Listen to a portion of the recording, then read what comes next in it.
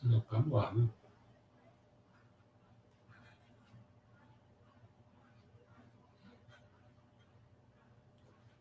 Boa noite, pessoal. Hoje nós vamos completar a parte 1, que é o Homo sapiens conquista o mundo. Então vai ser o nosso, se não me engano, o nosso 8º encontro, né? E hoje nós vamos, então, tratar da questão das narrativas, certo? Então, nós vamos ver 5 pontos dessa da...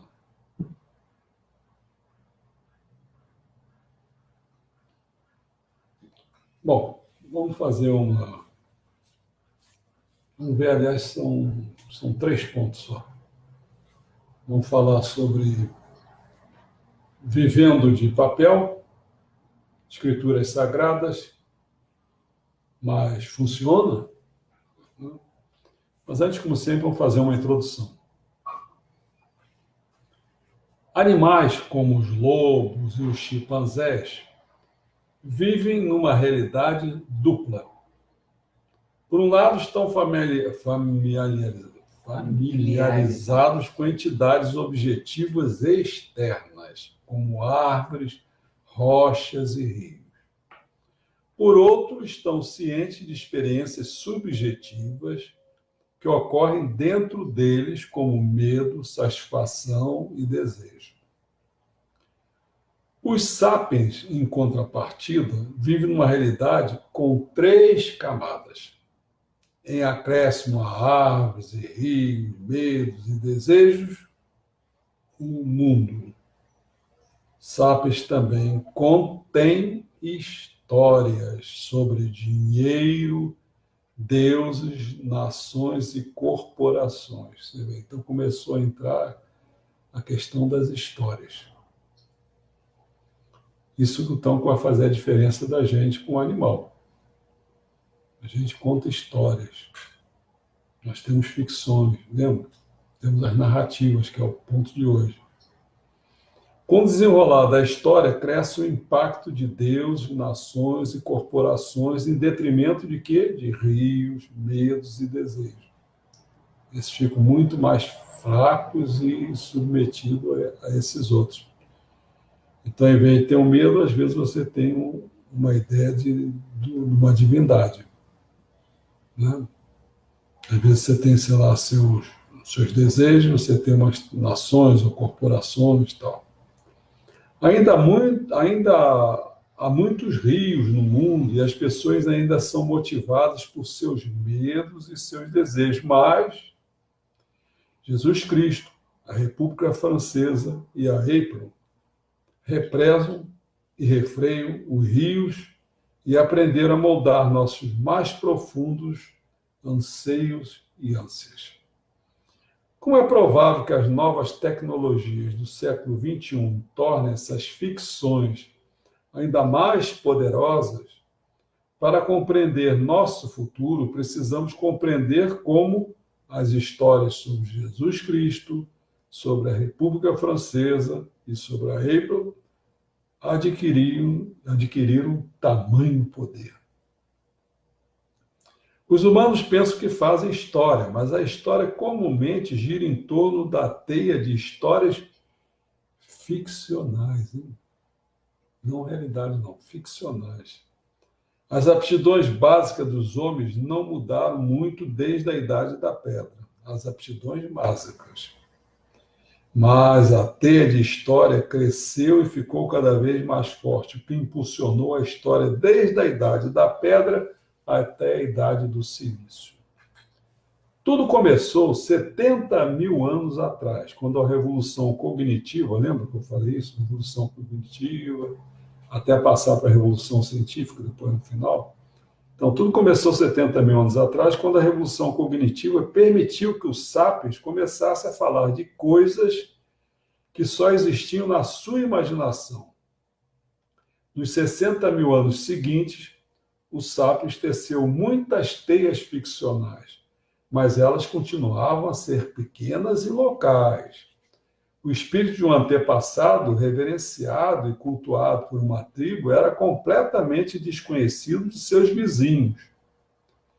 E conchas marinhas que eram valiosas numa localidade tornavam-se sem valor assim que se atravessava uma cadeia de montanhas próximas. Histórias sobre espíritos ancestrais e conchas valiosas ainda dão aos sapiens enormes vantagens, porque elas permitiram que centenas, às vezes milhares de sapiens cooperassem efetivamente, o que era muito mais que neandertais ou chimpanzés eram capazes de fazer. Mas, enquanto o sapiens permanecesse como caçador-coletor, antes de trabalhar na agricultura, lembra? Não poderia cooperar numa escala verdadeiramente massiva, por coleta.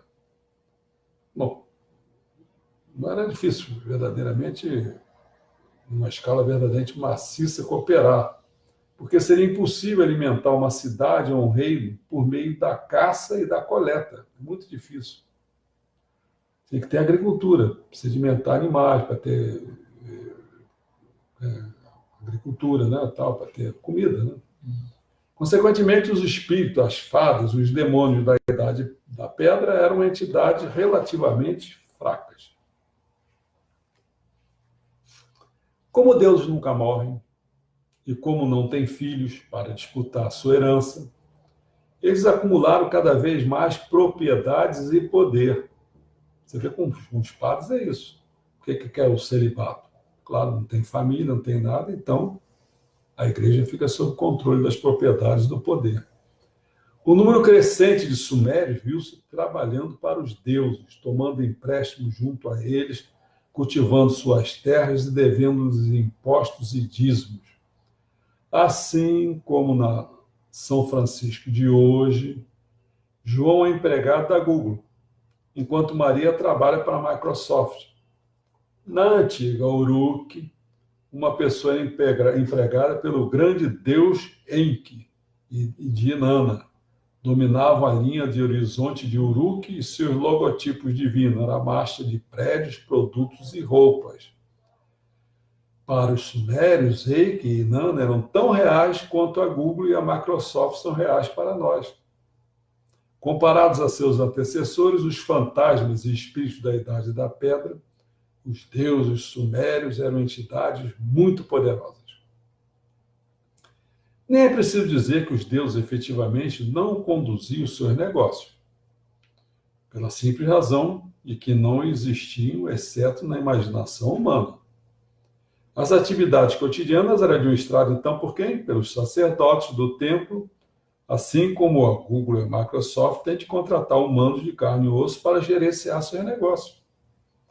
Contudo, à medida que os deuses adquiriam mais propriedades e mais poder, os sacerdotes já não eram mais capazes de dar conta. Ainda que representasse o poderoso Deus do céu ou a onisciente deusa da terra, eles mesmos eram mortais e falíveis. Era difícil lembrar quais eram as propriedades, pomares e campos que pertenciam a Deus Inanna. Quais dos empregados já tinham recebido seus salários? Quais inquilinos deixaram de pagar o aluguel? E que taxas de juro a deusa cobrava de seus devedores? Esse foi um dos principais motivos pelos quais na Suméria, como em qualquer outra parte do mundo, a rede de cooperação humana não puderam se expandir significativamente, mesmo milhares de anos após a Revolução Agrícola. Não havia reinos enormes, nem extensas redes de comércio, nem religiões universais. Na Suméria, esses reinos eram administrados em nome dos deuses por sacerdotes reis humanos. No vizinho Vale do Nilo, deu-se um passo à frente com a fusão do sacerdote rei com o Deus e a criação de uma deidade viva. Quem era? O faraó. Isso mesmo. O faraó. Pode parecer estranho acreditar as entidades imaginárias a construção ou controle de coisas reais. Mas costumamos dizer que os Estados Unidos construíram a primeira bomba nuclear que a China construiu a represa das Três Gargantas, ou que a Google está construindo um automóvel autônomo, por que então não dizer que o faraó construiu um reservatório e que Sobek escavou um canal? Bom, feita essa introdução, vamos ver o primeiro ponto. É vivendo de papel. Caçadores-coletores passavam seus dias subindo em árvores à procura de cogumelos e caçando javalis e coelhos. Sua realidade diária consistia em árvores, javalis e coelhos. Camponeses trabalhavam o dia inteiro no campo, arando, colhendo, moendo milho e cuidando dos animais da fazenda. Sua realidade diária era a sensação da terra lamosa sobre os pés descalços, os cheiros dos bois puxando os arados e o sabor do pão quentinho recém-saído do forno. Em contraste, os escribas no Egito Antigo dedicavam a maior parte do seu tempo a ler, escrever e fazer cálculos. Tem uma parte dos judeus que ficam assim, só lendo. Sua realidade diária consistia em marcas de tintas em pergaminhos de papiro que determinavam quem era o proprietário de qual campo, quanto custava um boi, qual tributo anual que os camponeses tinham de pagar. Um escriba podia decidir a sina de uma aldeia inteira com um golpe do seu buril. Para essa elite letrada, tanto no Egito Antigo como na Europa do século XXI, tudo que estiver escrito num pedaço de papel, por isso que o título desse ponto é esse, Vivendo de Papel. Tudo que estiver escrito num pedaço de papel é tão real quanto as árvores, os bois e os seres humanos. Quem não sabe disso? Quando assina um papel, o que pode estar se comprometendo? E vem justiça em cima. Bom, Sousa Mendes emitiu, desobedecendo às ordens, foram respeitados por burocratas franceses, espanhóis e portugueses, fazendo desaparecer mais de 30 mil pessoas da armadilha mortal nazista. Sousa Mendes, armado com pouco mais do que um carimbo de borracha, foi responsável pela maior operação de resgate realizada por um único indivíduo durante o Holocausto. Eu nem sei se foi maior do que aquele do filme. Esqueci o nome daquele filme, que aquele camarada tirou uma... Schindler. A lista de Schindler. Mas Sousa Mendes aqui tirou, diz que foi operação de resgate realizada por um único indivíduo durante o Holocausto, responsável pela maior operação. A santidade do registro escrito frequentemente tem muito menos efeitos positivos.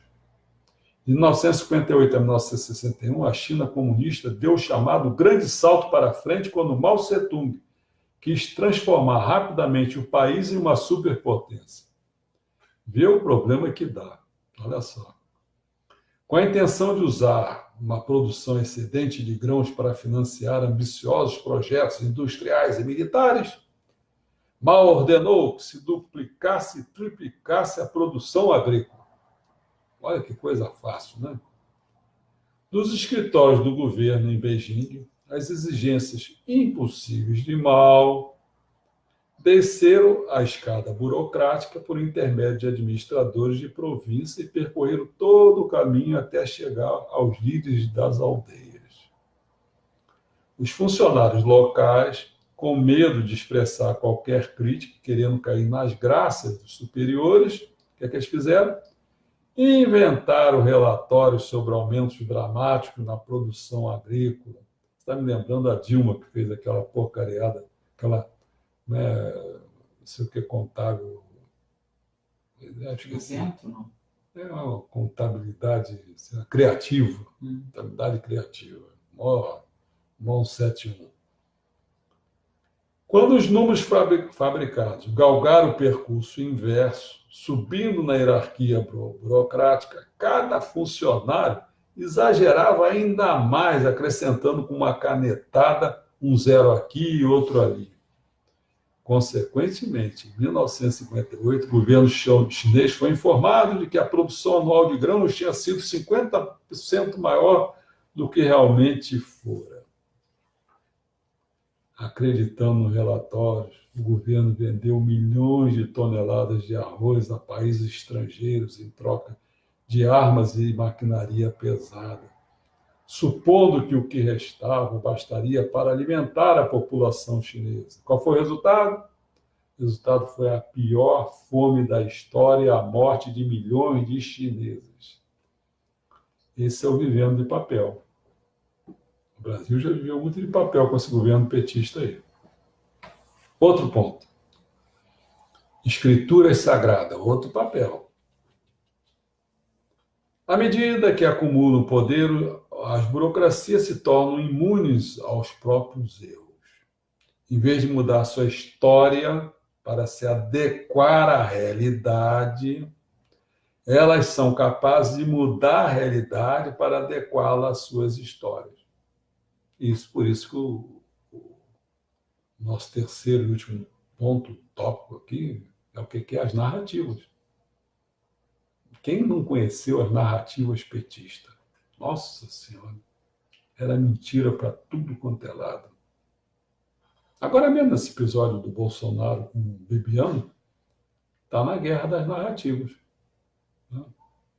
Aí depende de quem está incentivando uma narrativa e outra. Né?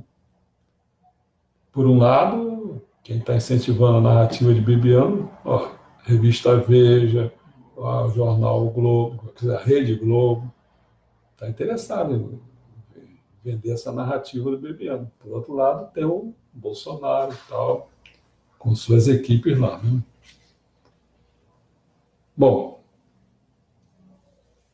no fim, a realidade externa vai coincidir com suas fantasias burocráticas, mas apenas porque foi forçada a isso. Por exemplo, as fronteiras de muitos países africanos não consideram cursos de rios, cadeias de montanhas e rotas de comércio, divide zonas históricas e econômicas desnecessariamente e, pior de tudo, ignoram identidades étnicas e religiosas locais. A mesma tribo pode ser dividida entre vários países, enquanto o mesmo país pode incorporar segmentos de numerosos clãs rivais. Quem não conhece isso? Aquele bando de facão cortando os outros, uma tribo contra a outra, dentro do mesmo país. Por quê? Foi feito tudo assim, na base, acabou a Segunda Guerra Mundial, lá o Oriente Médio também, eles dividiram a sua maneira. Está cheio de problema lá. Você pensa no Iraque, os curdos estão atravessados em, pelo menos que eu estou me lembrando aqui, 3 países. Turquia, aquela Síria, e tem um outro ainda. Eu acho que é o Iraque. Nossa, os curdos estão... Entendeu? É no Oriente Médio, é na África. Foi essa divisão depois da Segunda Guerra Mundial, eu lembro, tocou, foda-se. A palavra certa é essa aí. Aí, o poder do registro de escritos atingiu seu apogeu com o surgimento que é o nosso tópico, escrituras sagradas. Esse é o nosso ponto. Nas civilizações antigas, sacerdotes e escribas acostumaram-se a considerar documentos como guias para a realidade. No início, os textos versavam sobre a realidade dos impostos, dos campos e dos celeiros, mas assim como a burocracia ganhou poder, os textos ganharam autoridade. Sacerdotes anotavam não somente a lista das propriedades de um Deus, mas também seus feitos, mandamentos e segredos. As escrituras resultantes tinham o propósito de escrever a realidade em suas interezas. Gerações de estudiosos se habituaram a procurar todas as respostas onde? Nas páginas da Bíblia, do Corão ou dos Vedas. Dizer que nós messiânicos estamos distantes disso? Não. Nós temos, entre aspas, as chamadas escrituras sagradas nossas, que é a Bíblia do século XXI. Por exemplo, a criação da civilização, Meixo Sama, são os ensinamentos. Por isso que eu falo o tempo todo e fico bronqueado. Quando eu digo que esses camaradas ficam, quer dizer, os nossos superiores, ficam escondendo da gente as fontes originais. Entendeu? Nós temos que ter essas fontes originais. Acorda aí, seus poderosos, querendo ficar com a nossa Bíblia. A Bíblia não é de vocês, não. Suma deixou isso para o mundo. Tratem logo de traduzir isso. Isso não lhes pertence. Claro? Em teoria, se algum livro sagrado escrevesse equivocadamente a realidade, seus discípulos, cedo ou tarde, descobririam e a autoridade do texto estaria comprometida. Abraham Lincoln disse que não se pode enganar todo mundo o tempo todo. Bem, isso é uma ilusão. Na prática, o poder das redes de cooperação humana depende de um equilíbrio delicado entre a verdade e a ficção. Se você distorce demasiadamente a realidade, isso vai enfraquecê-lo. E você não será capaz de competir com rivais que têm uma visão mais clara. Por outro lado, você não vai conseguir organizar massas de pessoas sem se apoiar efetivamente em alguns mitos ficcionais. Se ficar agarrado à realidade pura, sem misturar nela alguma ficção, poucos o seguirão. Organizações humanas realmente poderosas, como o Egito dos faraós, os impérios europeus e o sistema escolar moderno, não são necessariamente perspicazes. Muito do seu poder reside na capacidade que possuem de forçar em suas crenças ficcionais a uma realidade submissa. Essa é toda a ideia do dinheiro, por exemplo. O governo emite pedaços de papel sem valor. Declara que eles têm valor. E depois os usa para computar o valor de todas as outras coisas. Então o dinheiro ainda fica valendo para todas as outras coisas. O governo tem o poder de obrigar os cidadãos a pagar impostos usando esses pedaços de papel. E os cidadãos não têm escolha, a não ser fazer uso de pelo menos alguns deles. Consequentemente, essas cédulas tornam-se valiosas. Os funcionários do governo têm suas crenças justificadas, e como o governo controla a emissão do papel moeda, seu poder cresce. Se alguém disser em protesto que isso aí são apenas pedaços de papel sem valor, e agir como se fosse somente isso, não chegará muito longe da vida. O nego vai passar a ripa nele. Tá vendo? A Bíblia propaga uma teoria monoteística da história, alegando que o mundo é governado por uma única e toda poderosa divindade que se preocupa, acima de tudo, comigo e com minhas ações. Se algo de bom acontece, deve ser uma recompensa por minhas boas ações. Qualquer catástrofe deve ser um castigo por meus pecados. Assim, os antigos judeus acreditavam que se estava sofrendo por causa da seca, ou se o rei Nabucodonosor da Babilônia tinha invadido a Judéia e exilado seu povo, certamente eram castigos divinos decorrentes de seus pecados. E se Ciro da Pérsia derrotou os babilônios e permitiu que os exilados judeus retornassem para casa e reconstruíssem Jerusalém, Deus, em sua misericórdia, ouviu suas preces de arrependimento. A Bíblia não admite a possibilidade de que a seca talvez tenha resultado da erupção de um vulcão nas Filipinas, que Nabucodonosor invadiu a Judéia por conta dos interesses comerciais da Babilônia e que o rei Ciro tinha motivações políticas quando favoreceu os judeus.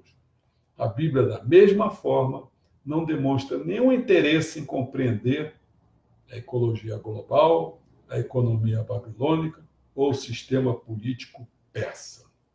Né? Isso eu ouvi um documentário uma vez que foi muito interessante. Na Índia, ali eram aldeias, né? Mas, se não me engano, isso foi num período que as pessoas não tinham absorvente. As mulheres não tinham absorvente. Elas tinham Isso é bem legal. Elas tinham uma relação completamente assim, ou às vezes botavam uns paninhos. Mas a mulher, quando ficava menstruada, ficava num lugar afastado da casa, tipo assim, num gazebo, numa varanda, e eu acho que com paninhos, e era uma vergonha aquilo. Vergonha, dava uma infecção desgraçada. Isso. Aí um camarada chegou e olhou o problema da esposa, ele quis resolver esse problema. Como ele foi judiado, cara. E ele tentava fazer bolando como fazer aquilo e tal.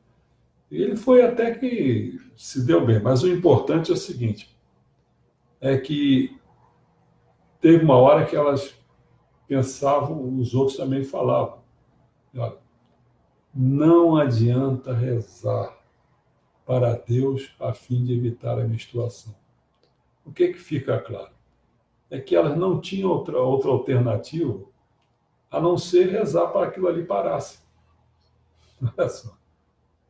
Então, eu acredito assim, muitas das coisas que foram pedidas para Deus foram um período que a gente não via que isso aí era uma responsabilidade nossa. A gente usar nossa cabeça, nossa criatividade para resolver esses problemas. E a gente ficava pedindo a Deus. Era o famoso recorte-se a Deus. Eu acredito que a gente ainda faz muito disso, mas muito mesmo. Muito. Eu vejo, assim, particularidades minhas, quer dizer, eu sou um camarada que dificilmente eu tomo remédio. Quando eu vou tomar, é nas últimas instâncias, porque já esgotei, assim, a minha capacidade de pensar sobre o assunto, né? Porque a gente fica pensando sobre o assunto o tempo todo para tentar resolver. Sem remédio é o ideal, né? E se tiver que usar remédio, tem que usar, ver se é melhor, às vezes, uma cirurgia, se é melhor remédio. Entendeu? Que estágio está o remédio, que estágio está a cirurgia, quais são as contraindicações. Tem que pensar em tudo. Então, você pensa que naquela ocasião as pessoas não tinham o que pensar. Hoje você tem opções, às vezes. Naquele tempo não tinha opção nenhuma. Então, a pessoa o que quer fazer? A pessoa numa tribo, por exemplo, o que vai fazer? Vai se aconselhar com o pajé lá, vai dar uma pagelança lá em cima dele. Bom, já nos tempos bíblicos, algumas culturas tinham uma percepção bem mais acurada da história. Religiões animistas e politeístas descreviam o mundo como parque de diversões de forças numerosas e diferentes, e não de um único Deus. Estudiosos da atualidade concordam com Heródoto e com Simaquian, e não com a Bíblia. É por isso que todos os Estados modernos investem muito em coletar informação sobre outros países e analisar as tendências ecológicas, políticas e econômicas globais. Quando a economia dos Estados Unidos vacila, até evangélicos republicanos apontam um dedo acusador para a China e não para os próprios pecados. Realmente, mesmo hoje em dia, quando o presidente dos Estados Unidos faz seus juramentos na posse, olha só, ele põe a mão onde? Sobre a Bíblia. Da mesma forma, em muitos países por todo o mundo, inclusive Estados Unidos e Reino Unido, testemunhas nos tribunais põem a mão aonde? Sobre a Bíblia.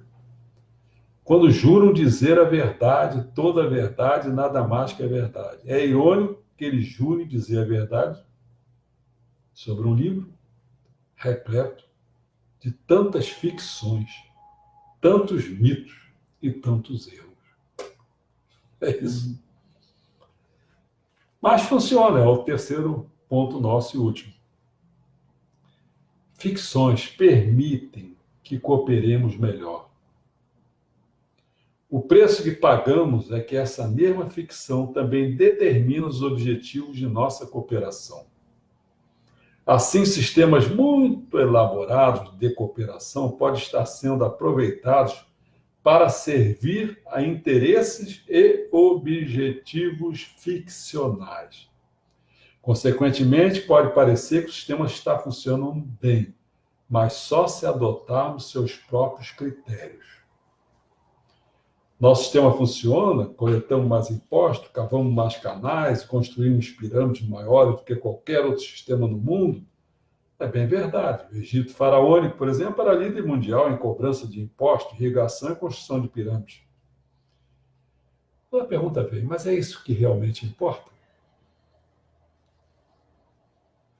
Eu há muito tempo já estou pensando, esse negócio do PIB. O PIB, isso realmente importa? Já tem países que estão colocando a felicidade no lugar do PIB. Não é produto interno bruto. Felicidade. Esse que é o critério. Ao se examinar a história de qualquer rede humana, é recomendável parar de vez em quando e olhar as coisas de perspectiva de alguma entidade real. Como se sabe se uma entidade é real? Muito simples. Apenas pergunte a si mesmo: essa entidade ela é capaz de sofrer? Quando pessoas derrubam e incendeiam o templo de Zeus, Zeus não sofre. Quando o euro se desvaloriza, o euro não sofre. Quando o banco vai à bancarrota, o banco não sofre. Quando o país é derrotado na guerra, o país, na verdade, não sofre. É só uma metáfora. Em contraste, quando um soldado é ferido em combate, ele sofre. Quando um camponês faminto não tem o que comer, ele sofre. Quando uma vaca é separada de seu bezerro recém-nascido, ela sofre. Isso é realidade. Finalmente,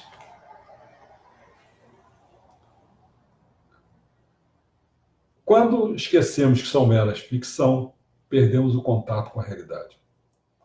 Depois começamos a fazer guerras. Para quê? Para fazer muito dinheiro, para a corporação ou para proteger o interesse nacional. Corporações, dinheiros e nações existem apenas aonde? Na nossa imaginação. Nós os inventamos para nos servirem porque chegamos a sacrificar nossas vidas a seu serviço. No século XXI, vamos criar mais ficções ainda, poderosas e mais religiões totalitárias do que em qualquer outra era anterior. Com a ajuda da biotecnologia e de algoritmos computacionais, aquela coisa que eu botei no início, no 00, não. Eu botei assim, né? Biotecnologia e tecnologia da informação, lembra? Com a ajuda disso, essas religiões não só controlarão nossa existência minuto a minuto, como serão capazes de configurar nossos corpos, cérebros e mentes e de criar mundos inteiramente virtuais. Ser capaz de distinguir ficção de realidade, religião de ciência ficará, portanto, mais difícil, porém mais vital do que jamais foi antes. Certo? A próxima vez nós vamos entrar aonde? O Homo sapiens, depois que conquistou o mundo, ele dá significado nesse mundo. E aí nós vamos ver. Nós vamos ter para isso, acho que 3 encontros. Não, 3 não, acho que 2 encontros. Não, até mais. São 4 encontros, eu acho. Nossa, 2, 3. É. Olha só, essa questão do produto interno bruto, que se fala que a medida é a felicidade, quais são os países que pensam nisso? Porque assim, teve uma grande mídia assim, mostrando isso como apontando para o botão, mas em contrapartida a gente vê muita pobreza lá. Ou as pessoas se contentam com pouco, né? Isso. É. Isso. Aí já começa. Aí tem várias. É só o botão mesmo, essa referência, ou tem outro país? Bom, como nação, eu conheço só acho que só o botão. Nação. Mas não nasceu do povão, né? Nasceu de cima. Nasceu. Então, assim, fica difícil. É porque é muito difícil. Porque no fundo, né? No fundo, o que a gente tinha que fazer era fazer assim um trabalho de educação das massas. Né? As massas tinham que ser educadas para poder votar melhor, para poder, né? Para poder até obedecer melhor.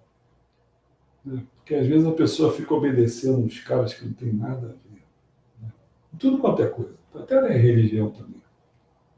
obedecendo pessoas que não é para ser obedecido. Então, por exemplo, eu já falei, não fica pensando, porque eu estava falando até a última que eu escrevi da questão do Bibiano. Né? Meu amigo, quem está querendo fazer política, ele não fica indicando ministro por ideologia ou por técnica. Não, o cara domina muito uma técnica. Quer dizer, não é Paulo Guedes nem aquele cara da diplomacia, não é isso não.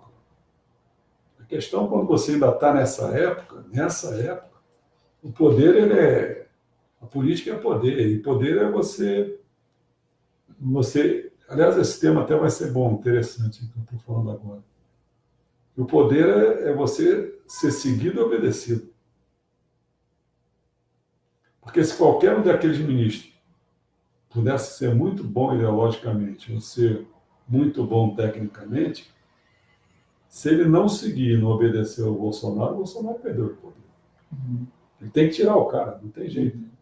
Então, quando aquele camarada, esse Bebiano, começou a trazer o cara da Globo, querendo trazer o cara da Globo para dentro do Planalto, peraí, isso aí não tem cabimento. Quem que não enxerga que a Globo é inimigo? A Globo é inimigo. Ela fica dizendo que não é, mas a Globo é inimigo. Inimigo. Ela faz um papel organizado para destruir o governo Bolsonaro. Então não pode ficar achando que não é isso. Vai poder ser amiguinho. Não, ele quer ficar ser simpático. Não tem que ser simpático ele não, cara. Eu botei até o general, esqueci o nome dele. Mourão? Não, Cruz. Milton Cruz. Milton Cruz.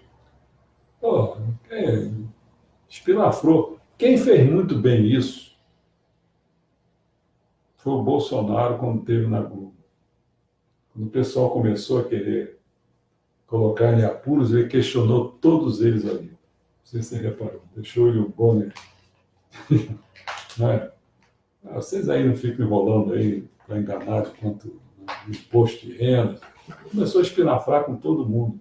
Isso aí tem que ser feito, cara. Tem que enfrentar. Agora, então acho que a grande questão para a gente ir... Por isso que eu botei, não sei se vocês lembram, quando eu fiz na coleção da Bíblia do século XXI, lá no final, quando eu falo dos grandes bens, que é saúde, prosperidade e paz, na prosperidade eu elenquei quem? A educação. Porque a educação é mais do que esse que nós vemos, essa educação por aí. Uma educação, por exemplo, que envolveria você ter conhecimento da Bíblia do século XXI. O cara vai dizer, mas esse negócio não sei o quê. Pô, cara, lá no Irã tem escolas que é simplesmente decorar o Corão, sem saber o significado daquelas palavras. O cara decora mesmo e canta aquele negócio aí. Né? Então nós temos que fazer um negócio, uma educação espiritualista aqui. Tem que ter também a parte da matéria, tem que ter. Mas tem que somar essas coisas todas. Então, por exemplo, uma educação sem ética, não é possível isso. Não é possível isso. Não, mas o cara é bom tecnicamente. Foda-se. Não estou interessado na tua técnica só, não. Se você é um cara muito técnico e um cara imoral, o que você vai fazer? Daqui a pouco está falsificando coisa, é um corrupto desgraçado. Quem é que está interessado nisso, nesse sabidinho, dessa inteligência superior? Estou interessado em inteligência divina, sagrada. Esse cara não é inteligência superior, não, é inteligência calculista mesmo. Tem que fazer um monte de cálculo. Para ser esses políticos aí, é tudo calculista sem vergonha, cara. Para não poder cair ou para poder derrubar o outro, é só cálculo, cálculo, cálculo. Quem não acha que... Eu vejo aí esses acontecimentos, eu vejo como um malabarismo de gente que... Esse agora, por exemplo, esse cara que está implicado aí de PRB, esqueci até o nome dele, o cara. Esse camarada... Messias, não sei o quê. Não sei o quê. Esse cara está tudo indicando que é ele que deu o voto duplicidade, né? É o 51, né? 51. Pô, botou o votinho lá para derrubar a coisa. Bom, não sei se tem perguntas aqui. Não. Então, na próxima vez, relativo a esse tema, a gente vai começar a entrar no Homo sapiens, dando significado ao mundo. O que eu estava falando há pouco, acabei não concluindo, é o seguinte. Eu vou botar um filme para vocês. Espero que vocês vejam esse filme. Vocês vão ver um país... Não vou ficar falando em detalhe, porque eu não gosto de antecipar. Que falem isso comigo. Não. Assim, vocês vão ver um país em que essa situação de poder, quer dizer, o governante era obedecido, seguido, mas chega um momento que você começa a ser contestado. Aí começa a entrar os dados intelectuais, os dados técnicos e ideológicos. Aí está na hora da pessoa começar a cair. Isso até eu conversando com o João, falei, João, quem é que derrubou o PT? Alguém fez uma manobra militar, tal, ou então fez assim, botou em greve o país, não sei o quê, nada disso que foi. Só ideias. A ideologia foi corrompendo, foi mostrando quem era, foi mostrando. E os caras foram caindo de podre. A Rede Globo vai cair de podre. Muita gente já sabe como ela age. O que ela está fazendo aí é uma vergonha. Ela não está fazendo jornalismo. Jornalismo é isso. Inclusive, ela é uma concessão que nós pagamos para que elas nos informem e não façam o que elas estão fazendo. Elas não estão informando. Elas estão montando o quebra-cabeça que elas querem, se julgando muito poderosas. Abre o olho, hein?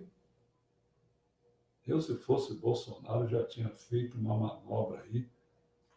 Bota, investe em outras pessoas. Investe, pô. Eu não sei o que é que... Eu não imagino o que é que uma Miriam Leitão ganha. Muito dinheiro. O que é que Bernardo, não sei o que, Franco de Melo ganha. Eu não imagino que esses caras ganhem. Não imagino aquele pessoal da Globo News o que ganha. Mas certamente tem pessoas muito melhores do que elas, que se contentariam em ganhar muito menos para servir no país. Uhum. Então, está na hora. Ou cria uma instituição dessa, uma televisão, qualquer coisa, cria isso, uma rádio, cria isso. E deixa o poder criativo das pessoas, que a Globo não faz, não tem condições, fica aquela merda de novela, aquela porcariada toda, né? Sexo e Amor, aquela outra BBB. Porcaria, BBB, só tem porcaria, cara. Rede Globo é uma porcaria, que eles chamam lixo, não sei o quê. Está na hora de acabar? Rede de esgoto. Rede de esgoto. Bom, eu vou botar esse filme, hein? Acho que amanhã eu já coloco, tá bom? Não deixe de ver, não. Até logo.